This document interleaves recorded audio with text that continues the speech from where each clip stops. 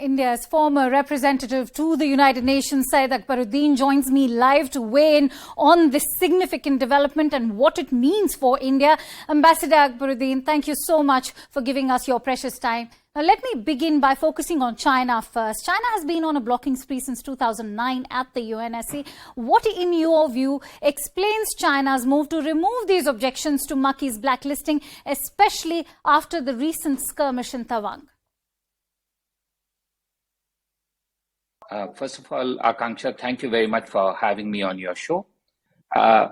Today, it becomes very difficult to transparently support a terrorist than it was, say, 10 years ago, because the processes have changed. In case you do it at a subterranean level, it was possible in the past, but now these things come out. There is global pressure on why does a country support terrorism, etc., etc. So there's a global level. The other part is linked with India. And that is India has, despite other concerns, always factored in countering terrorism as a major foreign policy concern. So as India's global interests increase, it's able to leverage its ties with other countries in a better manner than it used to do before. Right. So it took us 10 years last time. It's taken us just less than 1 year this time to get Maki designated. So that's the fundamental change. India's role and also greater engagements globally, as well as the evolution of global international law on listing. All right. Ambassador, even if terrorists are sanctioned, how much of an impact does it have on their capacity for terrorist activities, especially when the Pak government and the ISI continue to support terrorism? I think it's a valid question, and we need to again understand the bigger picture. And the bigger picture is that counterterrorism and listing is only one part of the bigger jigsaw puzzle. Once states have an obligation to act against terrorists, if they don't do so, it would then attract other global agencies engaged with them to take decisive action. So by this, what do I mean?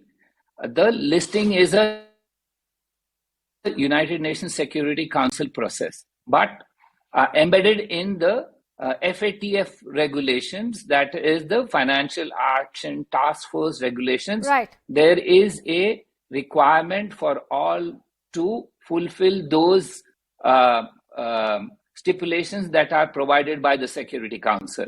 Now, if you don't do that, what happens is that the FATF can shift you from one arena to another, from a non-listing space to a gray list or a blacklist. What happens if this change is undertaken? It impacts on the financial stress of a country. Right. So it's not such an easy thing to totally violate UN norms, because the implications elsewhere downside are much more serious. Fair enough. Ambassador, how do you assess the Pakistan Prime Minister Shehbaz Sharif's overture? Would you even call it a peace offer, especially when the usual rider and precondition remains Kashmir? And can Pakistan even be trusted when Shehbaz Sharif says that Pakistan has learned its lesson? Has it learned its lesson? Well, Pakistan is a country in a difficult, rather chaotic political situation today. Let's understand that we need to see this not only through its ties with India, but largely of a domestic nature. Shehbaz Sharif is fighting a fratricidal war with Imran Khan, who in turn is at war with sections of the Pakistani army. So we need to see it in that prism. This is a domestic issue. Pakistan needs to solve its domestic problems before it is ready to engage India. Today, it's not in that position with elections likely to happen this year. They need stability. They need internal consensus before they look towards India. So I think we should leave this as background noise coming from a country which is a bit in a stressful situation, and Chaos is what is the norm there. Let's not focus on that. Let's focus on bigger issues. India has bigger fish to fry. We are looking at a role as transitioning from a balancing power to a leading power as part of G20 and the presidency that we have this year. All right. It's interesting you talk about India's growing role at an international level. At a time, India is assuming presidency of two global bodies, the G20 and SCO. Not to forget the UNSC presidency that happened for a second time in 2 years. Yet a permanent seat in the UNSC eludes us. Why so? So, legally, international orders change usually after cataclysms. That's the unfortunate truth. That the UN came into being after a cataclysmic event, which was World War II. So they've made change an extremely difficult process to overcome.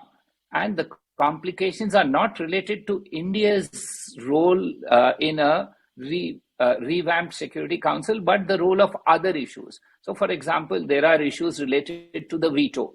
Several countries do not feel that the veto should continue. It's an anachronism. Yes. There are others who feel that any touching of the veto will render any reform process unacceptable to them. Then there are who would represent other parts of the world, like Africa. So India is sui generis. I don't think there is a problem about India being accepted on the Security Council, except for some discordant voices. We don't need to worry about that. All right. We'll have to leave it at that. Many thanks to you, Ambassador Akbaruddin, for giving us your precious time and sharing those valuable insights with us here at CNN News.